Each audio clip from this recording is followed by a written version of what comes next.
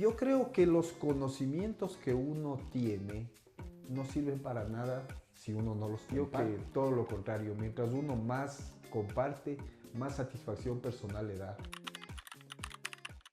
Muy buenos días y bienvenido al Café de Bolívar, este espacio donde nos encontramos como comunidad para compartir historias, experiencias y sobre todo para conocernos mejor como personas. Hoy tenemos el gusto de conversar con Diego Ceballos, a quien le damos la más cordial bienvenida. Gracias por aceptar la invitación y por acompañarnos en este café que busca acercarnos, escuchar y aprender juntos. Buenos días con todos y muchas gracias por la invitación. Estoy muy gustoso de estar aquí. Diego, tú naciste en el año de 1962. ¿Cómo recuerdas tu niñez en Quito? ¿Qué imágenes de tu infancia guardas con más fuerza? Bueno, yo quiero decir algo. Yo, si bien es cierto, nací en Ibarra, ¿Ya? pero creo que desde que cumplí un año y medio, entre año y medio, mis papás ya vinieron a Quito. Entonces, prácticamente mi niñez y hasta ahora, pues no, he vivido en Quito siempre. Mis recuerdos más cercanos de mi niñez temprana son los amigos del barrio. Yo viví inicialmente en un barrio que hasta ahora hay, que se llama La Quito Norte. Y luego vivimos también en la Grande Centeno, en donde era el Canal 4. Y entonces en ese tiempo nosotros podíamos, la ciudad era más pequeña, había menos habitantes y era más vivible, creo yo, un poco más humana. Entonces teníamos nuestros amigos, nuestros vecinos con quienes jugábamos, inclusive jugábamos fútbol en la calle. Yo recuerdo que construíamos coches de madera y nos bajábamos en la calle que se llamaba Diguja en ese tiempo. Ahora ya se cambió de nombre. Y eso hacerlo actualmente sería un suicidio, pues virtualmente imposible por el tráfico y los riesgos que conllevaría, pero en ese tiempo no, en ese tiempo... ¿Y hasta qué edad vivías tú en el barrio de La Quito Norte, un barrio Yo, tradicional? yo en el barrio de La Quito Norte viví aproximadamente hasta que estuve en primaria, debo haber tenido unos 11, 12 años, ajá, Ya. sí, tengo muy... Hasta ahora tengo muy buenos recuerdos y algunos amigos que conservo de esa época. Les veo con cierta frecuencia porque ahora ayudan mucho las redes sociales, entonces ya Claro te que sí. dan el WhatsApp y puedes tener un contacto, ¿no? Con esas. Antes no se podía eso, pero sí, yo tengo algunos amigos hasta hoy, imagínate, ya más de, probablemente amistades que bordean los 50 años, ¿no? Y en tu niñez, cuando estabas en el barrio de La Quito Norte, ¿qué recuerdas de ese parque que había por allí, el parque inglés? ¿Sabías tú ir a hacer aventuras? Que todavía era un bosque en aquel Era tiempo, un bosque, antes de por que se supuesto. convierta en lo que es ahora. Y había una serie de leyendas y cosas, ¿no? Que a los niños nos causaba un poco de temor, se podría decir, ¿no? De que había una casa de hacienda, recuerdo que estaba en proceso de destrucción y que habían espíritus y cosas. Y alguna vez a alguno se le ocurrió que deberíamos ir de noche a esa casa. No llegamos a ir, desde luego, porque en esa época no nos dejaban salir mucho de noche, la verdad. Éramos muy niños también, pues, ¿no? Éramos Claro que chicos, sí. teníamos unos 6 7 años. Pero teníamos esa idea y claro, el parque inglés era un bosque de eucaliptos, ¿no? Había unos senderos, solíamos ir en bicicleta porque era accesible, se podía ir. Y entre la Quito Norte y el Parque Inglés, donde ahora es el barrio San Carlos, todo eso era potreros. Claro, Había potreros, había vacas que comían en esos potreros y la parte de más arriba era bosque, ¿no? correcto. Bosque, el Pichincha, pues, ¿no? ¿Cómo fue la relación con tu papá, con tu mamita, cuando tú estabas en casa? ¿Cómo era la cena familiar con tus padres, tus hermanos? Bueno, nosotros somos tres hermanos, hombres todos. Ya. Yo soy el mayor, tengo un hermano al que le paso con 4 años y a otro con 6 años. Entonces, relativamente en ese tiempo, pues sí teníamos una diferencia de edad más o menos apreciable, que ahora ya ni se nota, ¿no? Pero se compartía más, desde luego que sí. Había creo yo que la carga laboral que se tenía en ese tiempo era distinta, ¿no? No es como ahora, uno a veces llega a la casa y tiene reuniones en Zoom. En ese tiempo, cuando uno llegaba a la casa, llegaba a descansar, pues, ¿no? Claro, A era la compartir casa. con la familia. Yo me acuerdo que siempre mi papá llegaba trayendo, pues, pan, leche para tomar un café y luego más en la noche la merienda, ¿no? Era bastante rutinario en ese tiempo la vida. Y se veía la televisión también, en ese tiempo todavía había el Canal 6, que era en el Ichimbía, me parece ¿Ya? que era la sede de ese canal. Y todo era pues incipiente, ¿no? Yo recuerdo que incluso la televisión tenía horario, empezaba en la tarde, Claro. no había televisión en la mañana, en el día, ¿no? Era distinto. En la escuela también me acuerdo que al comienzo yo tenía escuela en la mañana y en la tarde. ¿Tú ya estabas Teníamos, en la escuela, estudiaste desde el inicio en el colegio Spellman sí, toda mi vida en el o colegio solo la Spelman. No, secundaria? toda Toda mi la vida vida. en el colegio Sí, Spellman. desde en ese tiempo había el kinder, que ahora es primero de Kinder. básica, ¿no? Y luego la primaria y luego la secundaria. Y yo creo que hasta primero o segundo grado estaba yo en la época en que había de mañana y tarde. Ya. Luego se llamaba jornada única cuando lo cambiaron, ¿no? Y había ya en la mañana y se llegaba. Nosotros estábamos acostumbrados a comer 12:30, 1. Y ya cuando se cambió a la jornada única se llegaba a la casa a 2:30, cerca de las 3 de la tarde, recién a almorzar. Entonces fue un cambio, ¿no? ¿Y Y me cómo acuerdo que fue? de mi casa me mandaban unas loncheras reforzadas, unas loncheras metálicas que había. ¿De qué figura tenía tu De mochila? Pelé, De la Pelé, lonchera era de tu Pelé lonchera de tenía Pelé. yo, claro, esa me acuerdo. Sí, sí, la que más me acuerdo, porque creo que debo haber tenido algunas, pero había una lonchera con la figura de Pelé y allí, sí. Tú que viviste toda la experiencia en el colegio Spellman, ¿cómo eras tú de estudiante? ¿Eras un tipo rebelde, un tipo estudioso, un tipo aplicado, un tipo soñador? ¿Cómo pasó tu época de colegio? ¿Cómo fue? Bueno, no fui un mal alumno, realmente, no era tampoco el abanderado, ni mucho menos, no, pero sí creo yo que cumplía con mis obligaciones a satisfacción de mis padres. No era mal alumno, no daba mayores problemas. Siempre sí fui un poco travieso,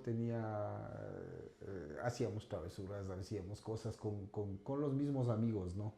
Pero no, nunca llegaron a mayores tampoco. Nunca una cosa así como que fuera, pues, un par de veces les mandaron a llamar a mis papás al colegio, pero no, no pasó de eso. ¿Cuándo nació tu vocación hacia la construcción, hacia la ingeniería, hacia la parte mecánica, los aparatos? Eh, ¿Cómo fue tu vocación? bueno, a mí me gustaba eso desde la época del colegio.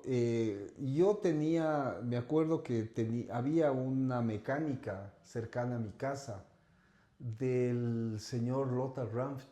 Ya. Era justo frente al Canal 4 y a mí me gustaba ir a ver los carros y me hice amigo del señor Ranft. Él creo que falleció ya y los hijos tienen ahora, o el hijo creo que tiene la misma mecánica por la Avenida Occidental.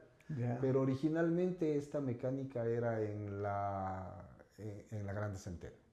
Entonces, ahí yo veía los carros y veía cómo componían los carros y eso. Y a mí me empezó a gustar la mecánica y eso por los vehículos, ¿no? Ya. Pero yo finalmente no seguí nada automotriz, yo seguí ingeniería mecánica orientada a la parte industrial.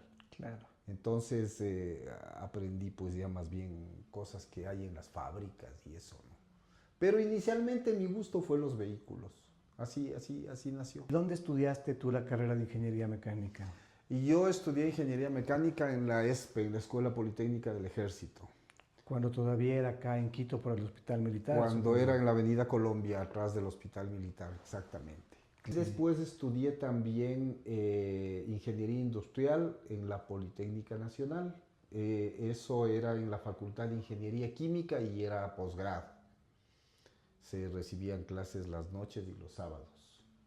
Entonces, pero de esa carrera no me gradué, Ya, terminé solo egresado. terminaste egresado. Sí. No hice la tesis porque ya yo trabajaba. ¿Cómo es que llegan los avalúos a tu vida en vez de estar metido en una petrolera o en una fábrica? ¿Cómo llegaste al mundo de los avalúos? ¿Cómo te llevó el camino hacia allá? Ya, eso fue pues una cosa bastante tangencial. Yo, la verdad, trabajé en algunas industrias en- en Quito, eh, y algunas muy grandes, muy conocidas que hasta ahora hay, no vale decir nombres, pero bueno. Y cuando yo trabajaba en una empresa que fabricábamos piso de vinil, yo era encargado de la planta, gerente de planta de esa empresa. Y un amigo arquitecto me dijo, mira, están buscando un ingeniero mecánico que sepa hacer avalúos de maquinaria. ¿Quieres ir a tener una entrevista? Entonces fui a una empresa que prestaba servicio a un banco, a uno de los bancos más grandes, ¿no? Y entonces ahí yo le dije, no, bueno, yo evaluador no soy. He aprendido algunas cosas, primero académicamente cuando estudié, y me ha tocado aprender también porque yo he comprado maquinaria.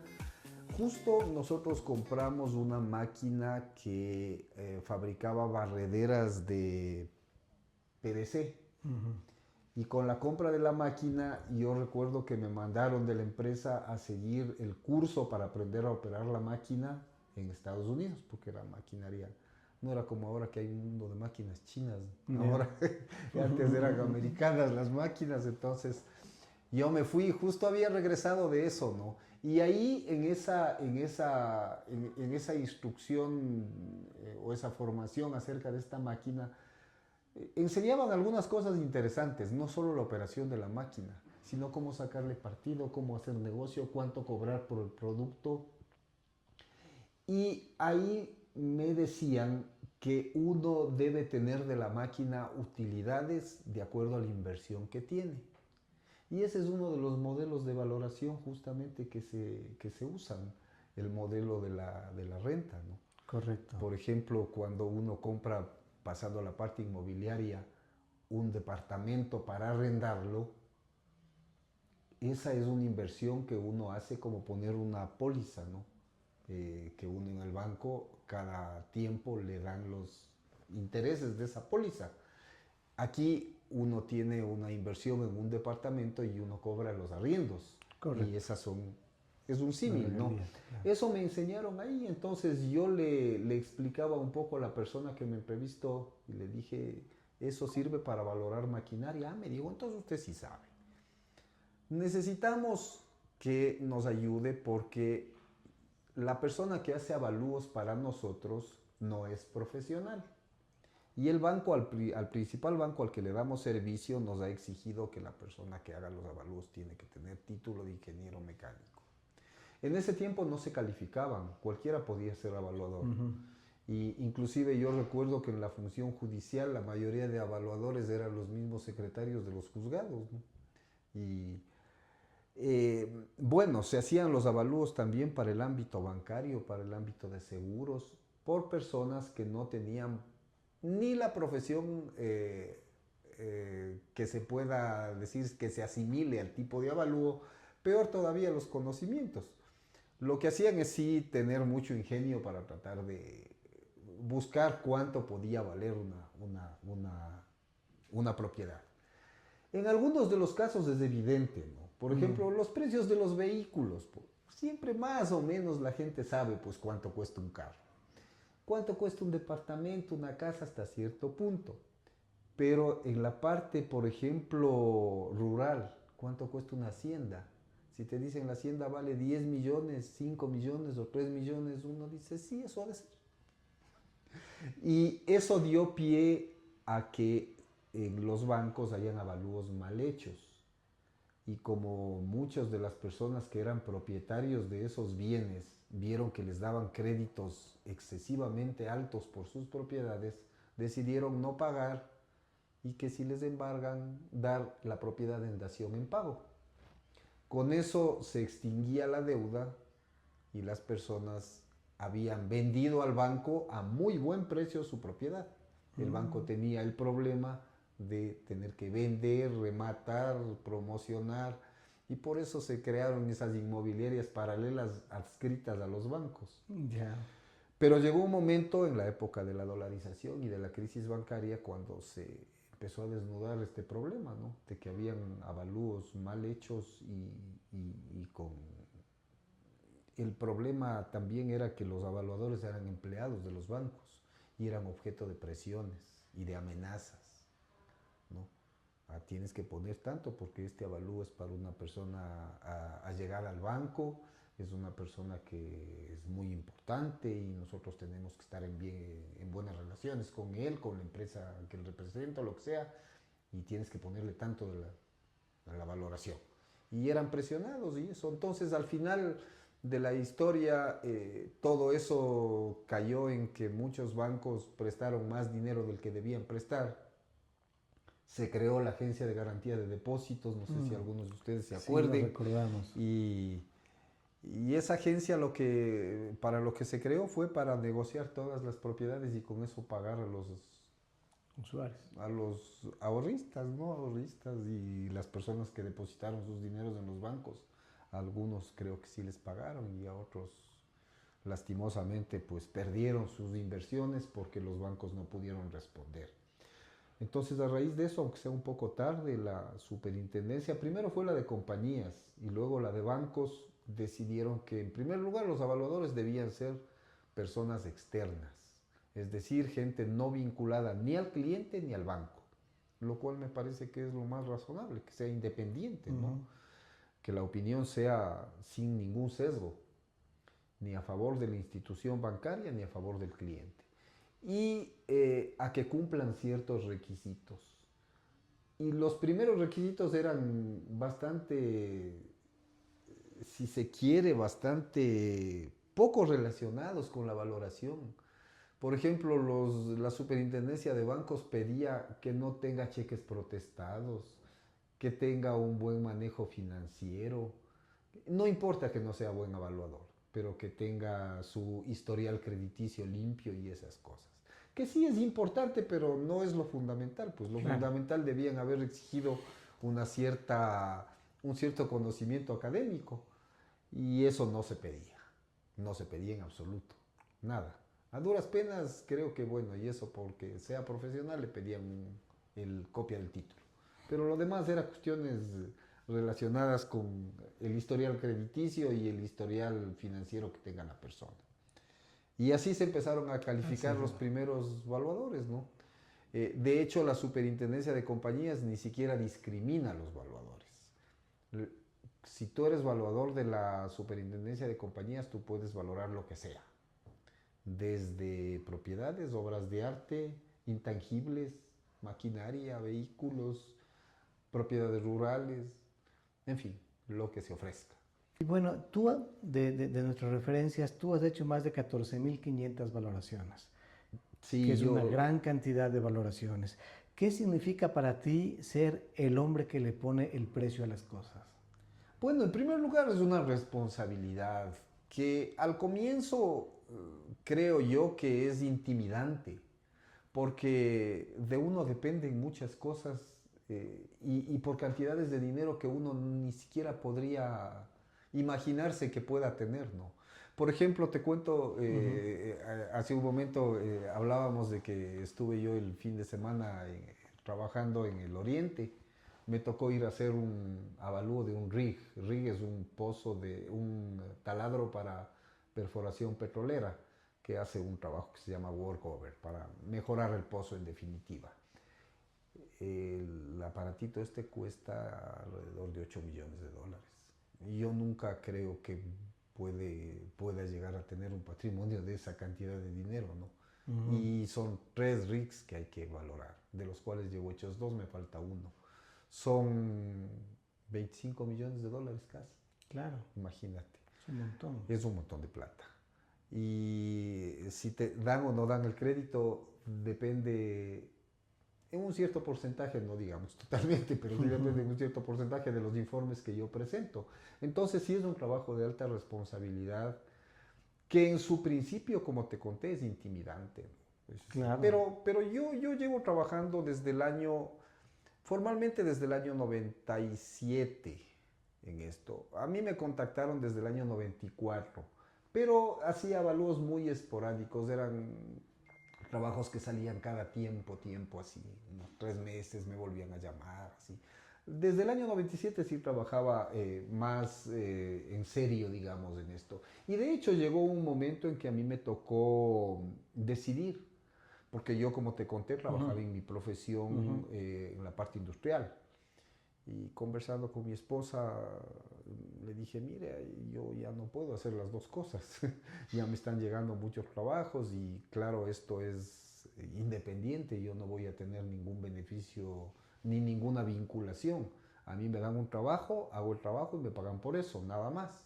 No es como tener un sueldo, Claro. como tener una seguridad social y tener los beneficios y todo lo que conlleva el tener un trabajo más formal, llamémosle. Este es un trabajo, no se puede decir informal, pero sí independiente. Es un trabajo de honorarios. Hasta ahora es así.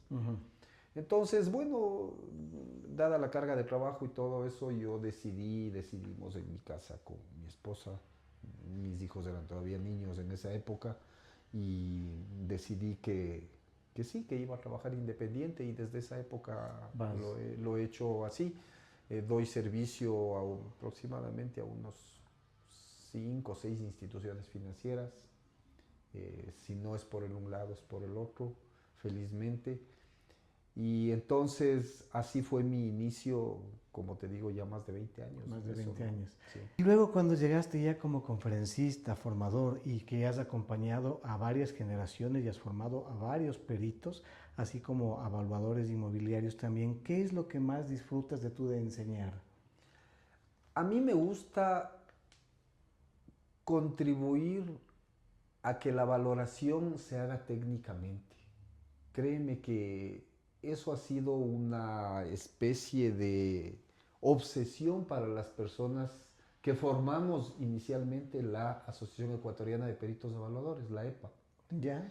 Esta asociación se creó porque habíamos muchos evaluadores que éramos amigos, conocidos, que nos veíamos. Por ejemplo, cuando tú valoras una empresa, tienes que valorar los galpones, tienes que valorar el terreno, tienes que valorar las máquinas, a veces incluso tienes que valorar el nombre, intangibles y cosas. Entonces, en ese trabajo entran varios evaluadores y muchas ocasiones nos encontrábamos pues con los mismos evaluadores. Y nosotros, la verdad, no teníamos, eso no existía en el país. Hasta ahora no hay una ley de avalúos en el Ecuador. Así es. No hay. No, no Ojalá hay. alguna vez algunos los legisladores nos puedan dar ese marco legal, como tienen muchas profesiones, muchísimas profesiones tienen un marco legal para saber qué es lo que se debe y lo que no se debe hacer, cómo se lo debe hacer, y tener una norma básica, ¿no? No nada tan elaborado, pero sí al menos los principios y los lineamientos básicos para ejercer nuestro trabajo.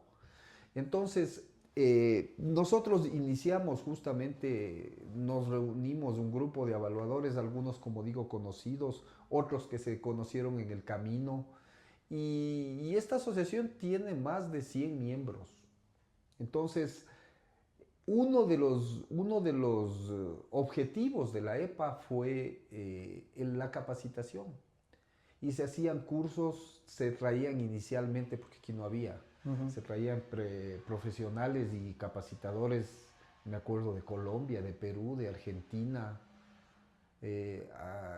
españoles han venido, algunos de algunas nacionalidades, ¿no? Personas muy, muy connotadas, muy conocedoras del tema de avalúos. Luego los ecuatorianos también nos fuimos formando.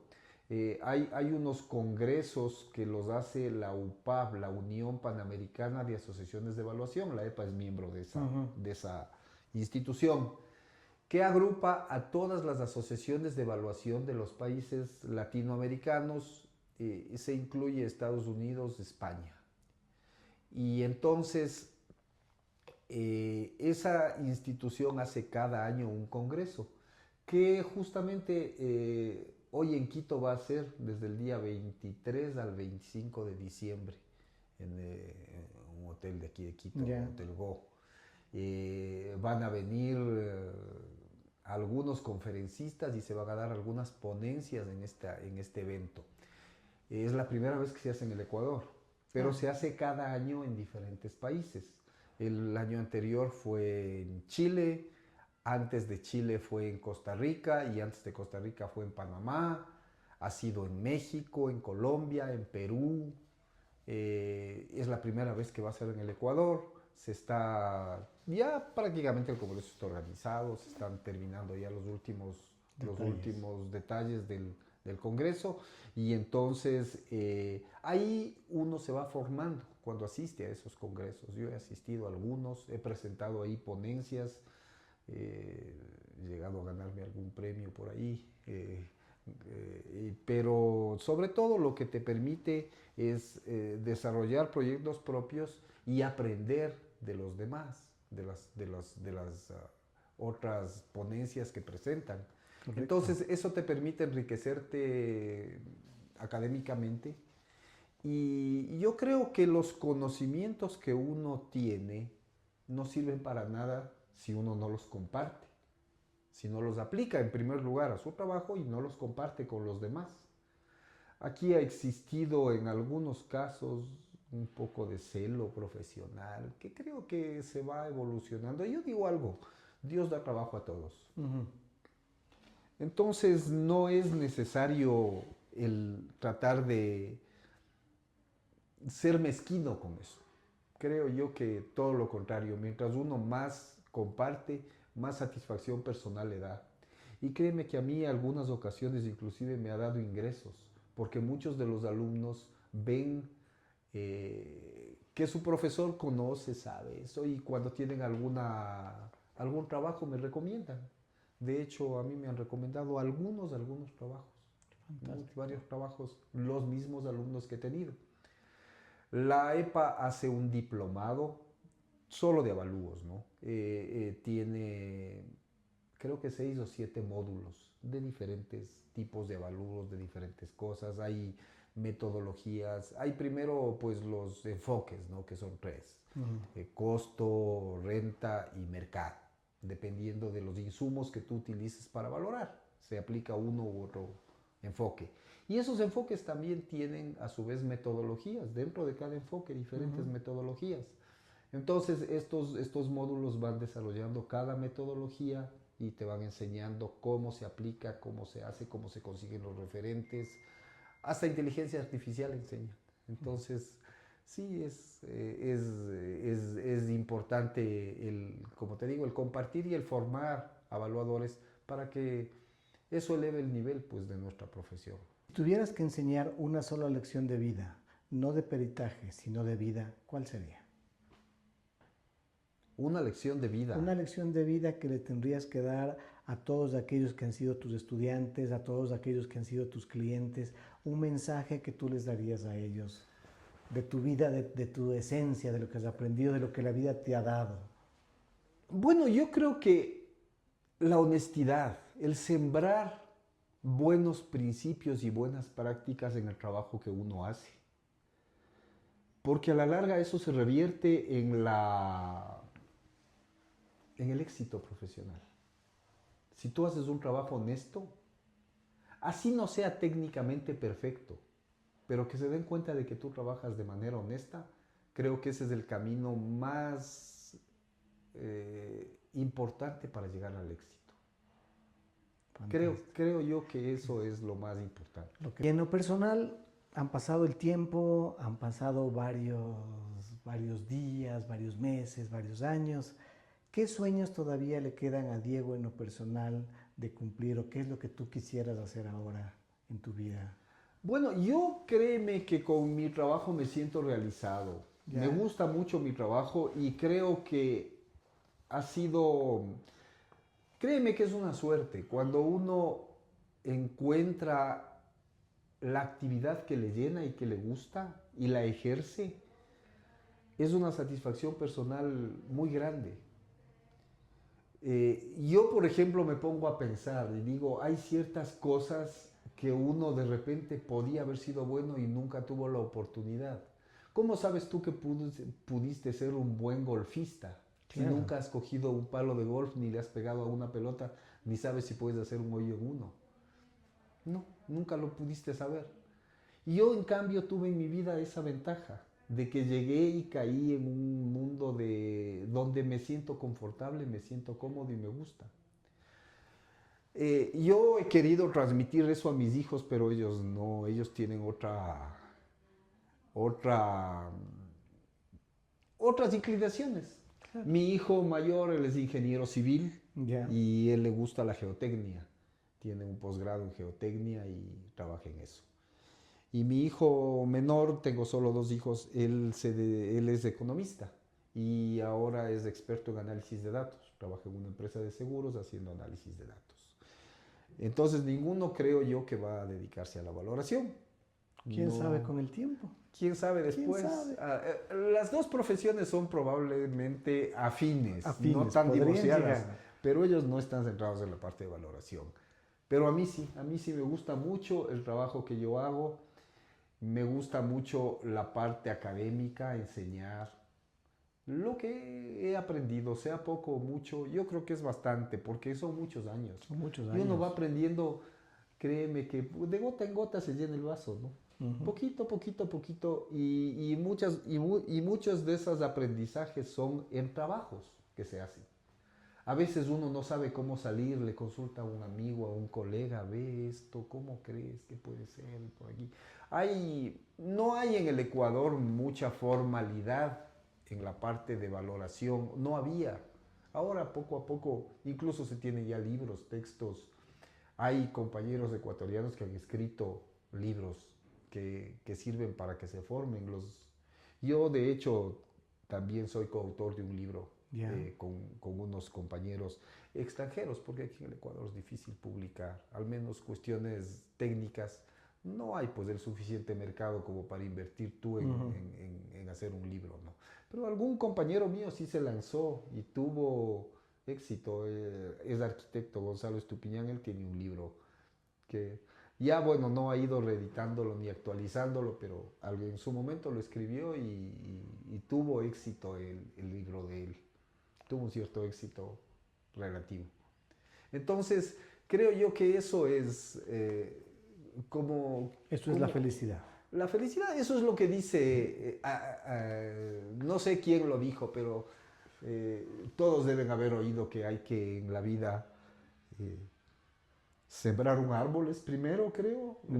luego eh, escribir un libro y tener un hijo. Ujú. No sé si ese es el El orden, orden, pero claro. esas 3 cosas uno tendría que hacer para sentirse probablemente realizado, ¿no?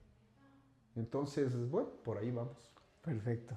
Muchísimas gracias, Diego, por tus palabras y por habernos permitido conocerte y haber aceptado esta conversación y conocerte como persona. Para nosotros ha sido un agrado el poder contar contigo. Muchas gracias, les agradezco mucho la oportunidad de transmitir un poquito de mi vida, de mis conocimientos atesorados durante el ejercicio profesional, tanto de ingeniero como de evaluador sobre todo. Y lo que sí quisiera es dar un mensaje a las personas que escuchen, que siempre tengan pendiente el capacitarse. Uno desde que nace hasta que termina su vida, nunca termina de aprender.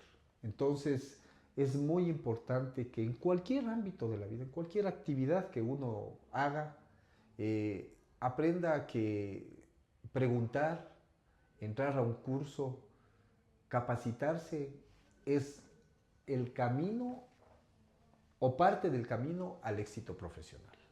Yo les recomiendo mucho que en cualquier cosa que hagan, siempre traten de seguir la enseñanza de capacitarse permanentemente. Como son, por ejemplo, los médicos, ¿no? Van Ujú. cambiando las medicinas, van cambiando las cosas y uno, si no se actualiza, se queda fuera del mercado, Totalmente. ¿no? Y ciertas profesiones exigen más que otras, unas más, otras menos, pero todos debemos capacitarnos algún momento. No pierdan esas oportunidades. Muchas gracias. Gracias. Ahora, Diego, vamos a hacer algunas preguntas que tenemos aquí que nos han hecho llegar. Claro. Diego, yo estoy empezando en el mundo inmobiliario y quiero especializarme en avalúos. ¿Qué diferencia hace formarte con un diplomado formal como el que usted dicta frente a solo aprender en la práctica diaria del corretaje? Cuando uno sigue una instrucción formal, llega a tener los conocimientos de manera más rápida y más sistemática. Las personas que tienen sus conocimientos por experiencia, claro que los van a ir adquiriendo poco a poco, en desorden. Probablemente dentro de mucho tiempo llegarán a dominar todo lo que, si siguen un curso formal, lo van a lograr con mucha más celeridad. Creo yo que esa es la diferencia. Pero de aprender se aprende de las dos formas. Perfecto. Quiero convertirme en perito evaluador. ¿Qué me aporta el diplomado que estamos recibiendo en la Asociación de Corredores de Bienes Raíces de Bolívar para aprender no solo con experiencia, sino sumar para calificarme como perito evaluador? Es muy importante porque actualmente para calificarse hay que cumplir con ciertos requisitos. Muchos de esos requisitos son la parte de experiencia y también la parte académica. Ahora le piden a 200 horas de capacitación. Entonces el diplomado contribuye al menos en una parte a que vayan cumpliendo esos requerimientos previos a poder ser perito. Y para terminar, nos preguntan, ¿qué habilidades específicas adquirirá en el diplomado y en la materia de avalúos inmobiliarios que me permitirán trabajar como evaluador comercial? Bueno, realmente las personas que trabajan como corredores inmobiliarios dominan mucho el mercado y tienen acceso a muchos de los datos. En la cátedra de avalúos nosotros enseñamos cómo utilizar con éxito esos datos para poder hacer valoraciones. Si yo conozco los datos de ciertas propiedades inmobiliarias, puedo utilizar con beneficio esos datos para poder predecir el precio de otras. Si yo no tengo estas herramientas que nos transmiten en el diplomado, con esos datos no puedo lograr utilizarlos con mi beneficio o para mi beneficio. Y realmente se queda estéril el esfuerzo. Listo, Diego, te agradecemos muchísimo por responder estas preguntas. Muchísimas gracias. Mucho gusto, gracias a ustedes.